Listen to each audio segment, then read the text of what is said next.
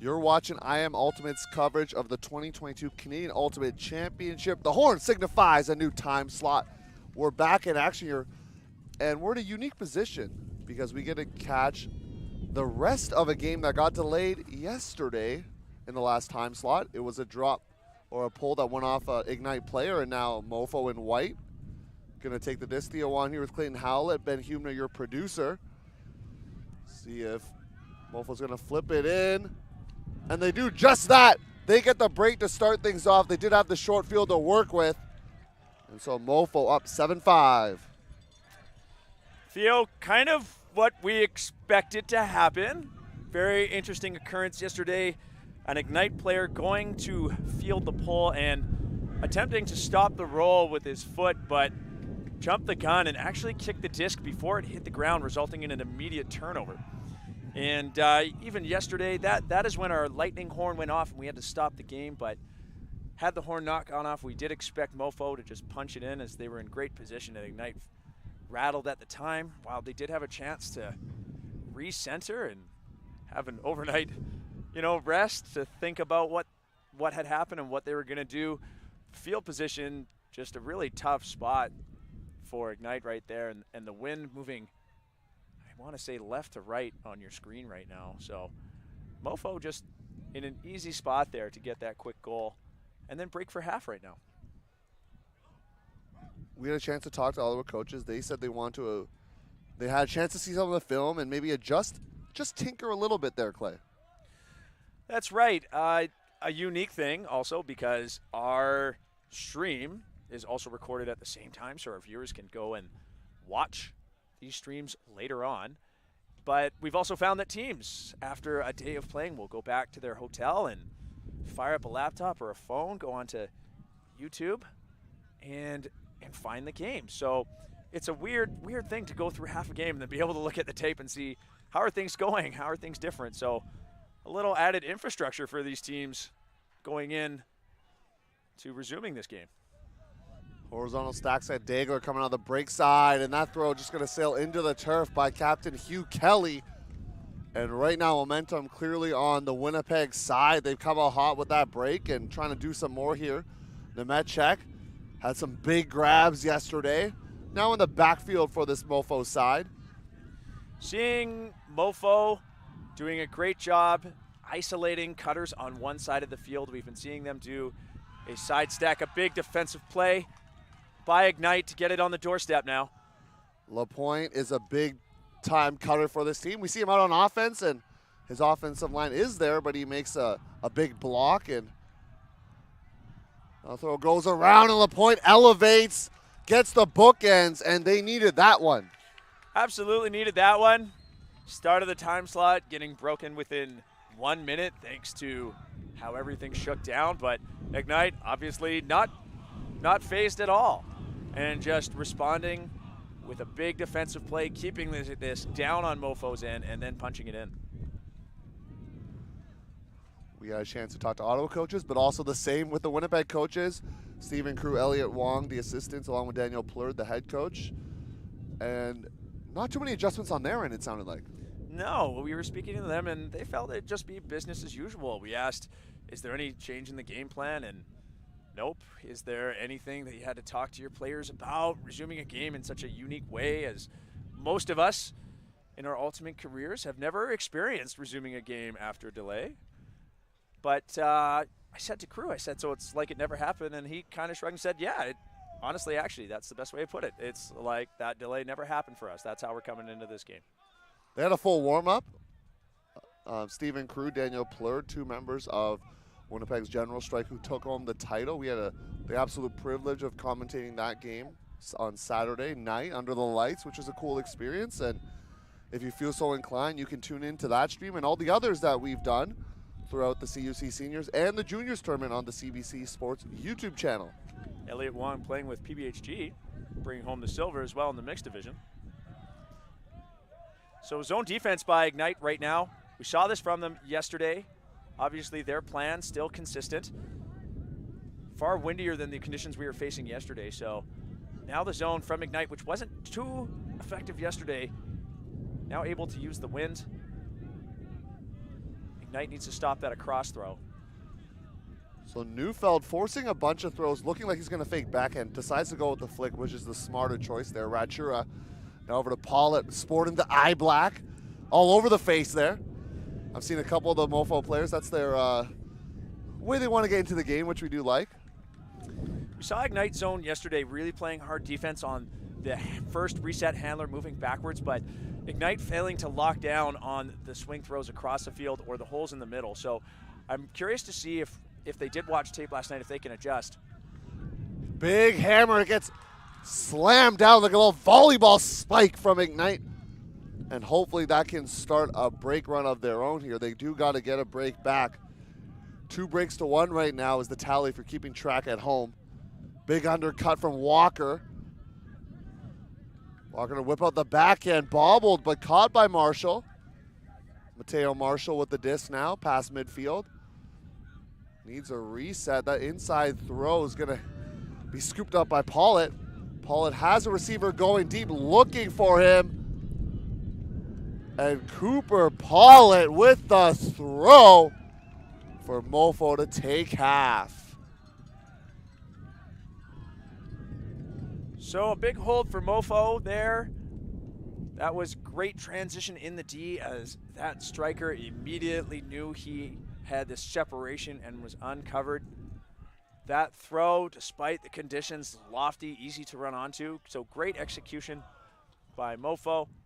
Ignite not seeming phased, but Theo, kind of a weird occurrence for us right now. We've played 3 points of Ultimate, and now it's time to take a break for halftime. That is true. There's 40 minutes left in this contest. Both teams will take a half. Cooper Pollitt, though, what a shot. We've seen some throws from all divisions where you see a receiver streaking deep and you just get really gung-ho and you fire it, to the fence. But Pollitt put the right amount of float on it and just sitting it right into the hands of the receiver. So MOFO taking the lead, 8-6. Ignite trying to make a comeback in the second half.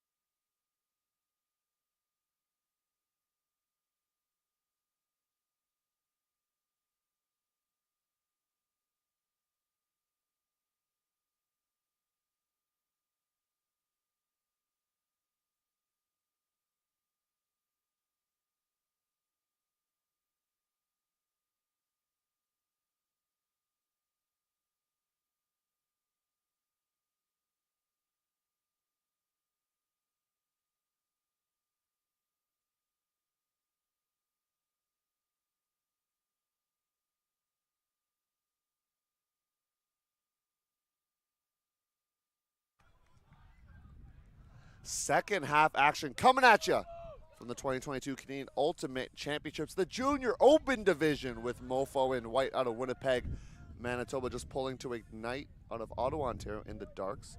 Theo Wan here with Clayton Howlett, Ben Human, our producer. I am Ultimate making this stream happen, and that throw too low. And now MOFO break opportunity. MOFO zone paying off there, forcing some difficult throws. This is the first time today we've seen a possession moving from right to left against the wind on Tuesday. Disc in the middle of the field here for the team from Manitoba. The disc falling out of the hands of Cale Peterson. Brother Sam playing for the University of Manitoba. Maybe Sam watching. I know there's a lot of siblings on this team, both sides actually. Cale being one of them. Cale needs some help here, guarded by Dagler. Finds a reset over to Neufeld. Silas Neufeld now trying to bark out some options. MOFO's vertical stack in the offense right now needs to move outside of the end zone. If you can see on your screen right now, at the top of the hemisphere there is the front of the end zone, and all the players were stuck there, which eventually resulted in a stall down as there were no options to throw to. Ignite's offensive line, you get a reprieve right now, but you now have to deal with the MOFO zone. Yeah, in this zone, smart choice right now with the wind. Seeing those throws loft. Rather tight zone. I'd like to see that right now, not giving the easy throws through the middle. Keeping it on that open side right now, our Ignite. Sellers just had the disc, and now it's reset around. Dagler keeping things moving. Seeing some big containment from MOFO right now. The cup, not exactly the speediest to get across the field, but paying attention to where the next upfield throw would be, forcing Ignite to continue swinging it until hoping for an error, and there is one, a turnover parallel with the brick mark. You talked about right to left. We haven't seen offensive line deal with that, and so far Ignite having a bit of trouble. Cale Peterson needing some help here. Bobble disc, and then eventually swatted away from Lapointe. Lapointe has had multiple blocks in this game. MOFO trying to get back into a defensive look. They were a little bit behind there. Ignite trying to take advantage, but gifted a turnover while they're out of position. If you're Ignite, you're giving MOFO a lot of break opportunities, and you know a skill team going to take advantage of that here. Neufeld throwing it back to Peterson. Haven't really had a chance to work it upfield to some of their downfield cutters, trying to do so on this point. Cornelson gonna rocket the flick, it's batted, and good thing it didn't pop backwards because there was a player in the area for MOFO. That throw, rather forced. Cornelson just thought about it. I want to throw to this player, working hard in the end zone, but after you've been looking at that player and thrown a few fakes and still like to throw, the defense has a beat on it. And Ignite there easily saw that throw coming, but now in the middle of their end zone, dangerous territory for Ignite. As we say, they're on Callahan watch right now. Very dangerous in the end zone. We've seen some throws pop up, and they're definitely on the trickier side of the field. Sellers dealing with the three-person cup, and now over to Dagler. But they have not gotten a lot of movement downfield. There is an open player in Berube. They're just going to float out the throw, and it's going to get into the turf. And great defense from MOFO, using the wind to their advantage. That's right. This zone from MOFO right now just absolutely dominating, forcing lots of throws, really taking away any positive gain options. Howes, inside shot, finds his target, who toes the line for the score. Venkatasamy makes the grab. Gonna do a couple flips as well in celebration. Why not? You just got a break. Venkatasamy deserves that celebration, that love from his teammates, showing excellent focus on that catch, realizing where he was just before the goal. He was on the line, able to shoot his toes backwards to just keep maybe by a millimeter, Theo. Even from here, it was so close. So great job by him. Great athletic display with his backflip on the celebration. I love it. Ignite right now, kind of hunched over. Little unhappy looking. They have gotten a goal this resumption of our game today. They have put one on the board. but seeing not some great body language from them. However, coaching staff, I see Coach Habib there talking to that line who was just on offense, how to deal with the zone. I'm thinking getting more active crashes in the middle of the zone. MOFO in their zone right now relying on containing any upfield, allowing Ignite to move it back and forth, but then the wind playing its part and causing some turnovers. I'd like to see a lot more crashes. I'd like to see some people actively attacking that cup, getting in front of the thrower for quick throws, trying to find some holes. And we haven't seen a team break from right to left today. We know MOFO has the energy right now. We just saw that zone defense be so effective. Theo, I'm not sure if we'll see a zone defense moving the other way thanks to the wind, but sometimes, wind or not, if your zone's working, you just go for it. And right now you shaking up the foundation a little bit of this Ottawa side as their D-line is out there. Offensive line, you mentioned, talking to Coach Habib Atala, the head coach. And so now your defensive players, they get the benefit of working downwind, but they still need to convert this score here. Lang picking up, Rohan Lang. So the brick signaled just as the player is picking it up, which is permitted. We just weren't sure it was a late call. We are seeing a person defense from MOFO, a horizontal offense from Ignite, probably looking for a big shot to get it down the field, not give MOFO a chance. Close to the end zone, but that throw, just as I say that, Theo, gives MOFO a chance just 20 yards outside of the end zone. Rowan Weeb swatting it down. Dad Donovan playing for years, and there's a lot of legacy players who've had parents come up through the program in Winnipeg. So shout out to them if they're watching at home. That throw knocked away by Lang, but perhaps saved, but there's also an injury call there. Good effort from MOFO, but there was Lang trying to block that as well. Lots to deal with there. Yeah, it was a high stall count. That was a rather desperation throw. All the players going for it. I believe the MOFO player being just knocked in the head there. Tough to see. I don't think anything too reckless or anything, Theo. Just all players trying to make a play when that disc was popped up in the air. But obviously you have to work out all the collisions. Alan Baggish in there trying to work out for Team Orange. Well, coming in for Team Orange, working out exactly what happened, and now telling, I think he was telling all the other players, just hold your horses one thing at a time. Let's start with our throwers here and what happened. So a stalled down call, but it is contested, which means that it will be MOFO's disc coming in at stall 8. Caden Millett on the mark. Gonna have to be really active here with only 2 stalls to deal with. And that seemed close to 2. I didn't have the full call there, Clay, but it seemed pretty close to 2. Observer's gonna have to deal with that one. Theo, it doesn't matter what division it is.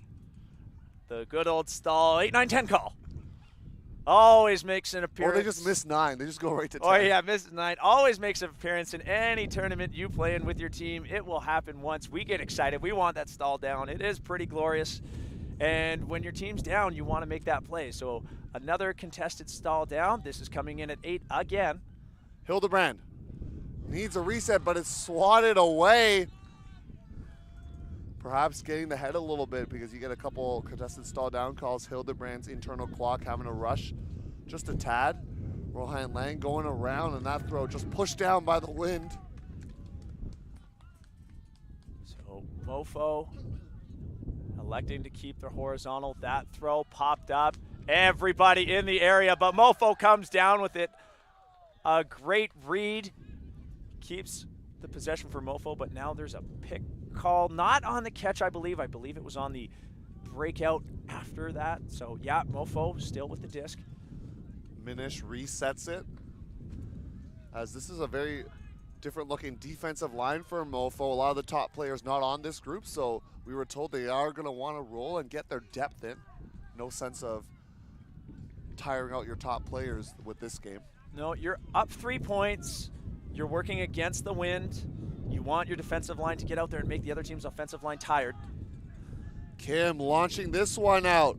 A pretty throw, finding his target at Tristan Waugh. And this left to right side seems to be where a lot of the scoring is going to be done here today, Clay. That is true. I'm I'm of the same mind, Theo. What I did like there, and while it was a rather simple play of just, hey, go deep and I'll throw it, Ignite's showing some attack on that play and getting things done. The more passive swings and dumps we've been seeing against MOFO have not been panning out. Getting some cuts, some undercuts, getting some handlers attacking up the line, getting some handlers to attack in front of the disc, I think will serve Ignite far better right now, as the majority of their turnovers have been, well, they've been moving the disc across the field, not going for a gain. And MOFO knows that. And now with MOFO on offense, if they don't score, I'm almost sure 99% of the way that they will set a zone, offensive line or not, because they've been seeing where they get the turnovers. And if you're Stephen Crew right now talking to the squad, you've probably heard this before on your end, especially when coaching some younger throwers. You don't want a short field turnover on this side. You're going downwind. You don't want to just turn it over on a swing. If there's a high stall, this is my perspective, of course. Everyone has their own. But I would just pump it deep. Make the other team work the full 70 upwind with the zone on.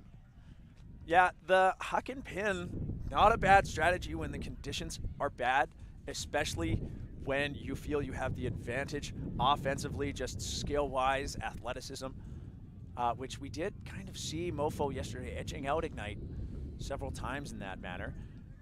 And now a short field as the disc landed what seemed just at the center line. Alan Baggish with the pylon mark. It's actually past the center line. We're only about 25 yards outside of the end zone here. So Theo, I mean, perhaps not requiring the deep shot right off the bat as the disc landed out of bounds. MOFO also able to center it. They set up in a horizontal, but we're seeing a zone look from Ignite. I want to see some really lockdown of the middle and allowing MOFO to have the back. They got the big, tall Rowan Morig out there, but that throw does get through, and that's not what you want if you're in that zone look. Morig still on the mark here. Some discussion to be had with Isaac Peterson and Morig. Hearing MOFO handlers saying back, back, back, throw it back, keep the disc moving, but they're a fast count call. On a fast count, you have to drop the stall by 2. If you don't, a violation can be called, and it goes back down to stall 0. So I believe the player with the disc right now, recognizing that his defender was not dropping, so he ignored his teammates, knowing that he could reset the count. So good mental use of the rules, Peterson, knowing what he can do and how he doesn't have to turn around right away, as that count was going to get reset. And just a little bit of a rule discussion now, Theo, just to make sure that both players agree on what the call was. We have 22 minutes left in this match.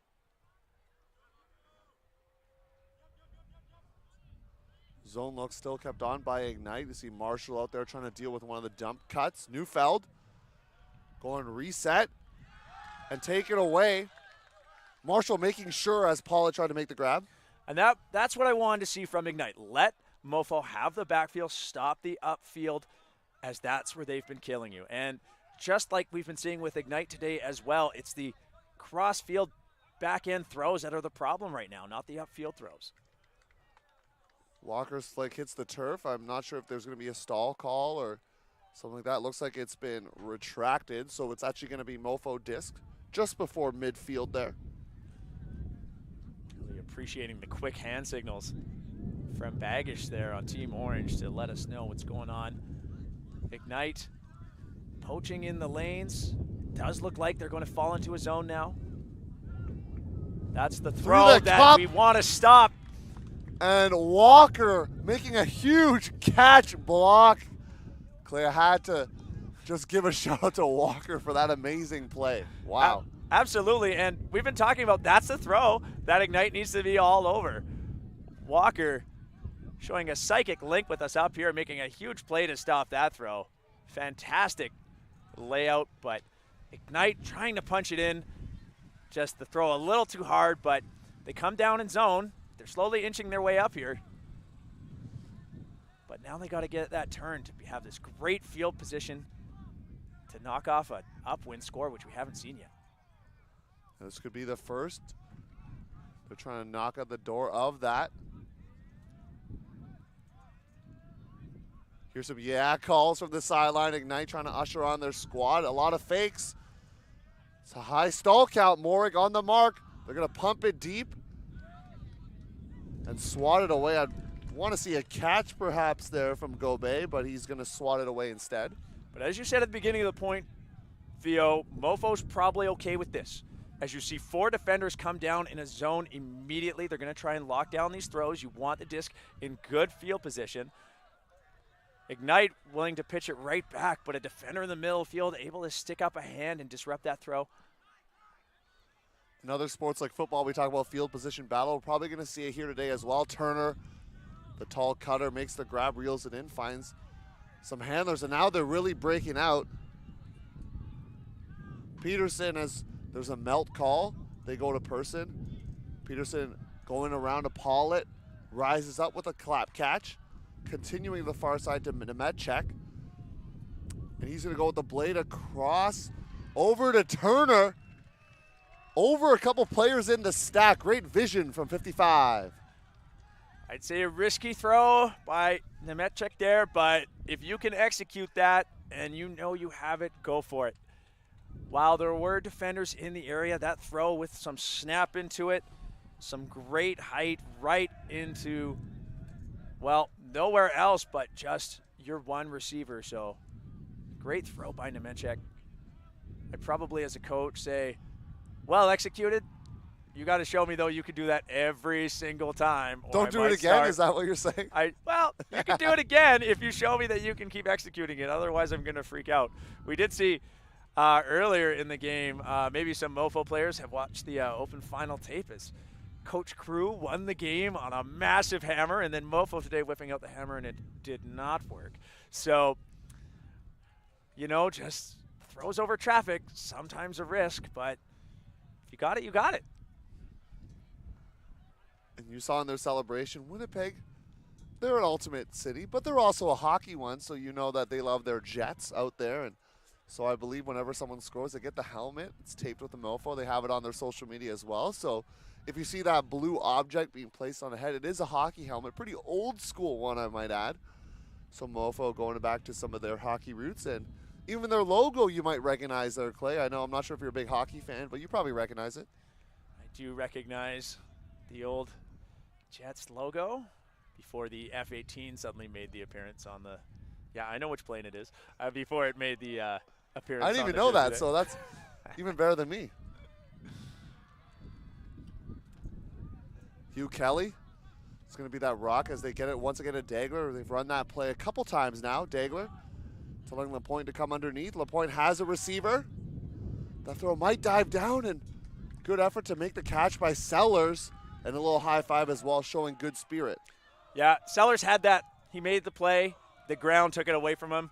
Very frustrating when that ground, you've done everything you can, and it's just the collision with the ground that knocks it out of your hand. So great effort by Sellers there.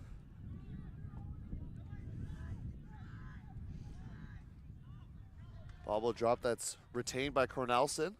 Off the back of the Ignite player. So the bobble, the bounce off the back into the hands of the receiver.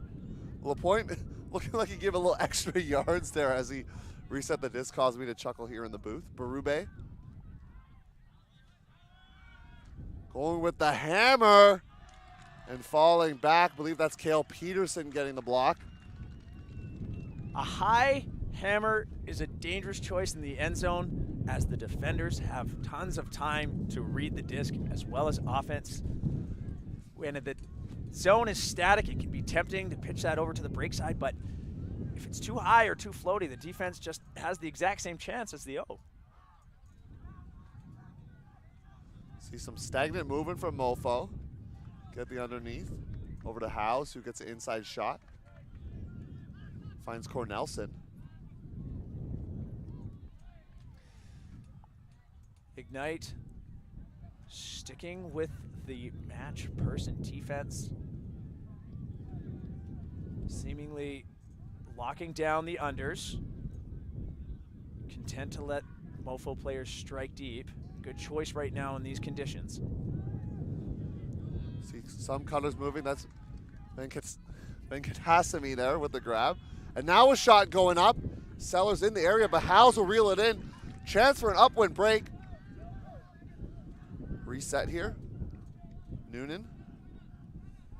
Timeout being ushered from the sidelines, and I'm going to say it right now, Clay, I love that timeout call. You just got a big upwind huck. Your players are scrambling. Everybody's excited.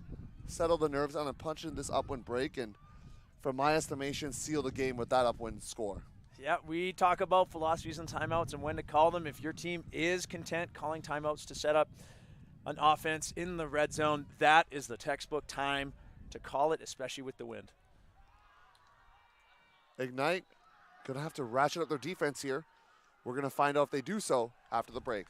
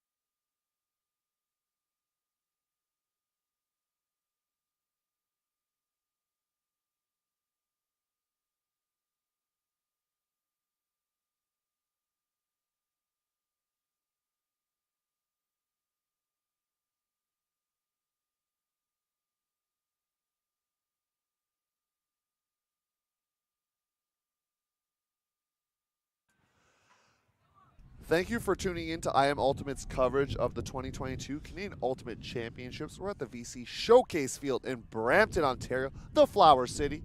We got MOFO in white going right to left on your screen out of Winnipeg, and Ignite in the darks out of Ottawa.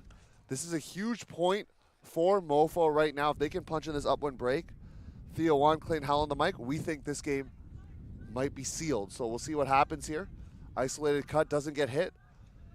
Finds a secondary receiver there. Noonan throwing up high, but it's taken away. A call, Berube was there. I think he's saying he didn't make a foul, but give me some discussion. I think he's saying he actually had it, and the disc being macked out of his hands kind of pulled. You tend to pinch the disc when you catch it initially if it's just outside of your reach.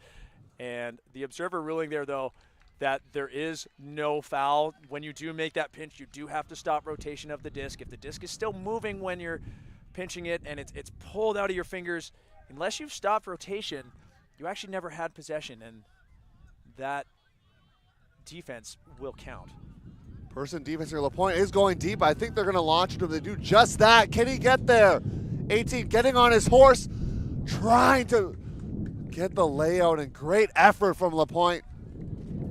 He's a big-time receiver, reeled in a couple goals, and they're trying to find him again. LaPointe, just what an effort turning on the wheels there. Initially, Theo, I will say I didn't think he was going to make it, but then just worked so hard. Big layout, just so tough when it's that far to reel it in every time. Neufeld getting a reset there to Noonan. Continues it over to Cale Peterson. Those three going to do a lot as a handler core as they try to work it up win. It's a little tough there. Venkatasammy throwing up this flick. Hill gonna knock it away, volleyball style again.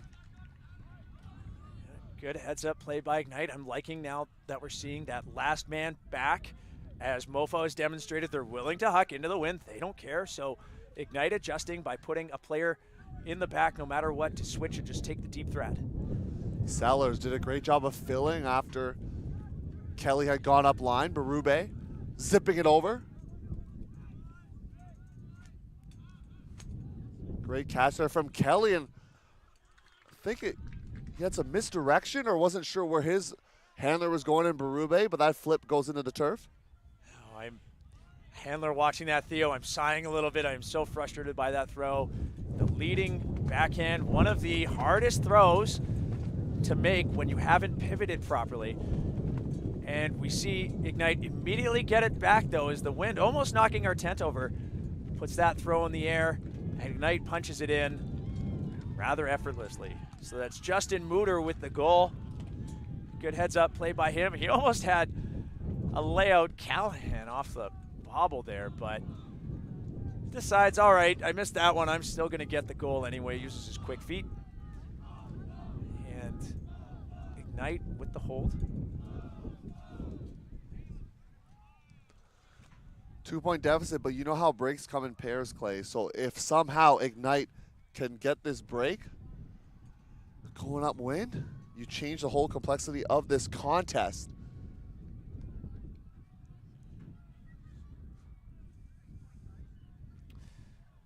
So, I mean, Theo, we await that elusive upwind score right now. Haven't seen it yet. No, haven't seen it yet. Could be, I think I've been talking about energy all week in the juniors division. I like to talk about it even more as these players are young. Their coach is there to keep their emotions consistent, I'll say, not in check. Having emotions a great thing. You want excitement, you want disappointment, but the coach is there to guide that energy.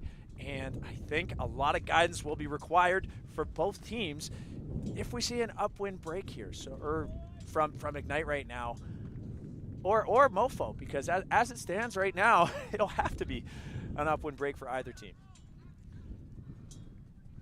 Rolling out of the disc, and Marshall doing a great job as a teammate, bringing it over to Nemechek. Nemechek, a captain of this team, and mentioned this yesterday, but his brother Braden playing with PVHG as well. See a lot of that senior team connection, and that too easy of an inside shot if you're the mark, and now MOFO out to the races. See that one throw really setting that up. Absolutely. MOFO just contently always finding the hole up the middle, and that allows them to get some momentum. Neufeld just saw the play developing the whole way, turned on the wheels, and MOFO easily cascading into the end zone, Theo. So good work by MOFO, sticking with the play. For Ignite, that is not the defensive point. I like the rolling pole. Love that.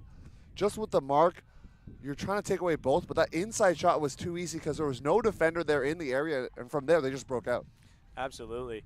You get an inside shot, everybody else on defense is now out of position, right? If you get that inside shot towards the break side, all the defenders find themselves suddenly behind where their checks are going to want to move to. MOFO recognizing that right away and off to the races.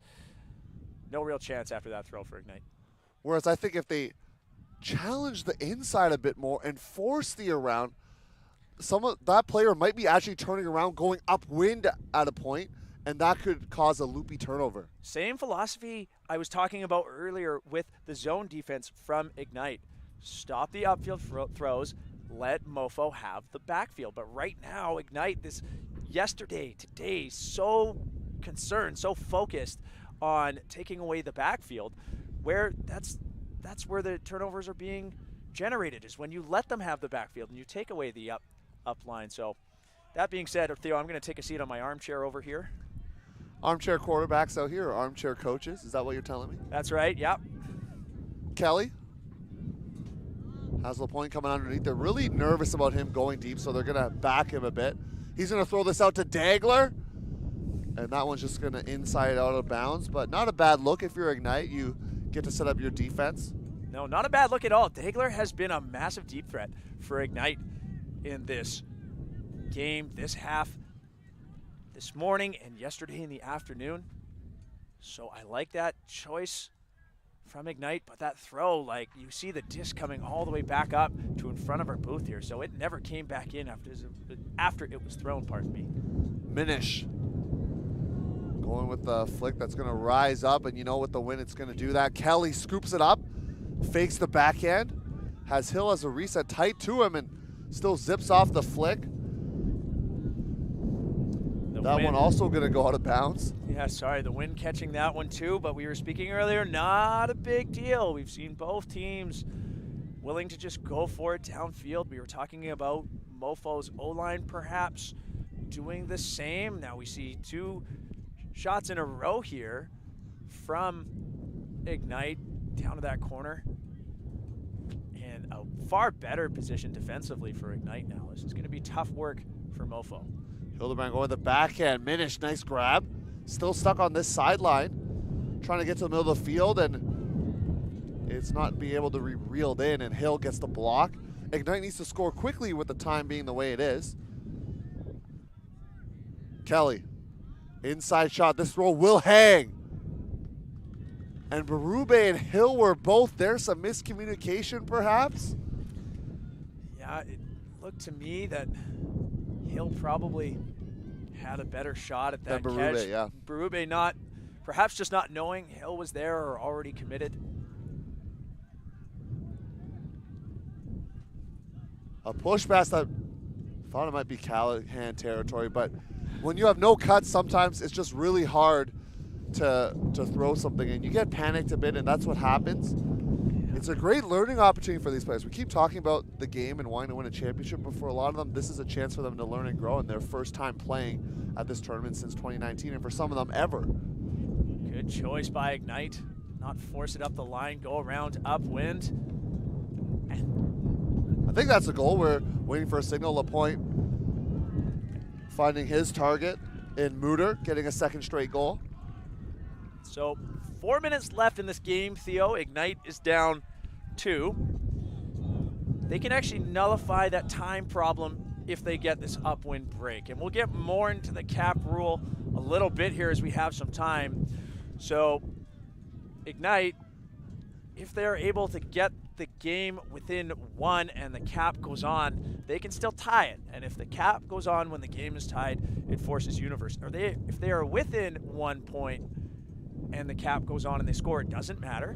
So you want to be starting down 1 point whenever there's a cap. If you're down 2 right now, if the cap were to go on this point, we would finish the point and the game would be over and MOFO would win by 1. So right now, Ignite needs to score quickly, but if they get this upwind break, it would not only kind of take all that cap pressure off, but it would give them the momentum. It would give them the only upwind break of the game. It would give them the huge advantage of being able to come down on defense and forcing a team to go upwind. Don't see Morig out there, but a lot of other tall players for this Ignite side. They're going to have to just put a big mark here, perhaps flat, to take away a huck and pin option. But MOFO, this short, it's still a precarious time for this Winnipeg side because, like you said, or we've talked about, that short field turnover can be quite devastating. This pull just at the hemisphere. Now, on the other side of that coin, I'm thinking about this. Perhaps Ignite does want to be a little bit more aggressive because they don't want to let a free huck off so that MOFO can't have the huck and pin. So there's a few competing priorities right now. But from what I see mostly right now, it looks like Ignite is electing to go for the upfield stop, but MOFO finding a hole. We saw in the last offensive point where they just sliced through with a great inside shot. This one being contained a little bit. Pop over to Neufeld. Neufeld going to keep things going, but it's a play made and swatted away. Go Bay. And now upwind break. They got to go the full field, though. Yeah, MOFO in a zone. They've had lots of success with this. It's an offensive line for MOFO, but the zone has been really successful as it generates a turnover. You feeling the urgency of the time as well, I'm sure. I'm not sure if the coaches told them, but maybe the players perhaps feeling that as well. Neufeld looking for Nemecek. Can Nemecek toe the line? Observer Colin rules it in, and I think that's going to seal the game here for MOFO with that offensive point. Ignite a good effort, but MOFO getting that break advantage and working it for the win. That's right. MOFO also with a timeout remaining, which I think crew is signaling. And yes, they do take it, so some gamesmanship here, Theo. We've only talked about timeouts, I think, a dozen times.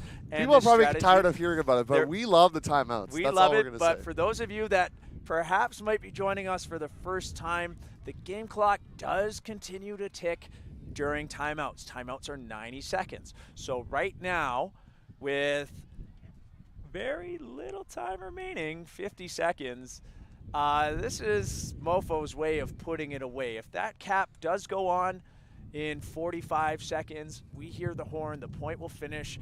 Ignite's down 3, so after the timeout, also what's interesting, Theo, is once the timeout ends, then there's an additional 90 seconds to pull. So So the clock is running out. The clock will be out by the time this poll goes out. The cap will go on during this point. You're down 3, so the game effectively is in MOFO's hands. They will come away with the win, but there's the horn. What we have seen from teams, though, especially in this junior division, that may be fate is set now. MOFO will win this game, but the attitude of these players is they don't care. They're getting their play time. They want to make a statement, and they want to show their teammates that they have the effort and the heart to play no matter what. For some of these players, if you're in the middle of the depth chart, to steal a term for football, you want to prove to the coaches that you got game, that you're a baller, that you're going to go hard, and for the last point when some people might take it off, why don't you show something different and step up there? Yeah, that's a really good point. You want your teammates, too, to see that you have the right stuff to be their teammate. You want to support them. You want to not just show your coaches, but you want to show your team that you belong here. It really helps with cohesiveness when players trust each other to be great players. Kim looking deep. Great reel in from Gobey. Flipping it over for the score. Ignite using their defensive line to go left to right on your screen. They'll get the final point. Score will be 12-10. Little flex for the crowd. Too bad the camera's not seeing it, but Gobey walking off. Unfortunately, team not getting the W there. We're going to wrap things up here as we get ready for the next stream, which will be at 12:30. It's going to be an open crossover. And Clay, we don't know the teams yet as scores are getting updated, but it's going to be a good one because it's going to be the 4th team out of a pool and a top team out of one of the two middle pools. And so that game is going to be a shot for the quarters. That's right. We like to have those crossovers that are going to be close, as now things are suddenly on the line. We're out of pool play. We're into elimination, or at the very least, teams moving on to a backdoor long road back in. But either way, when elimination is on the line, love to see it. If you're wondering where there's junior women's action, we got that coming up at 2:30, a quarterfinal between Mischief out of Vancouver and Toro out of Toronto. We're going to confirm that. I believe that's the one we've got for you. A little 4-5 seed matchup.